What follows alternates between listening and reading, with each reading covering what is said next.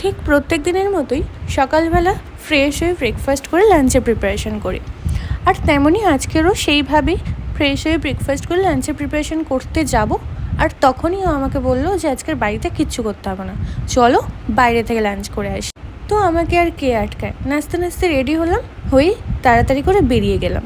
তবে সত্যি বলছি, রান্না করতে হবে না যখন শুনি, আমার থেকে কিন্তু বেশি খুশি হয়তো কেউই হয় না। তাই বলে এটা বলছে না যে রান্না করতে ভালো লাগে না, রান্না করতে ভালো লাগে, কিন্তু প্রত্যেক দিন করতে করতে না ব্যাপারটা একটু বোরিং লাগে। আমি কিন্তু প্রচণ্ড পরিমাণে ফুডি, একটু বাইরের খাবার দাবার খেতে বেশিই ভালোবাসি।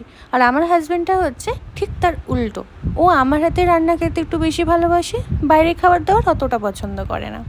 বাই দ্য ওয়ে, আমরা কোথায় লাঞ্চ করতে এসেছি সেটাই বলা হলো না। আমরা এসেছি গোল্ডেন ফনিক্স, এখানে ফার্স্ট টাইমই এসেছি।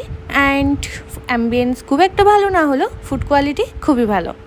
রেস্টুরেন্টে যখন ঢুকেছিলাম তখন দিনের আলো ছিল, আর ভিতরে গল্প করতে করতে খাচ্ছিলাম, তাই ঘড়ির দিকে অতটা লক্ষ্য করিনি।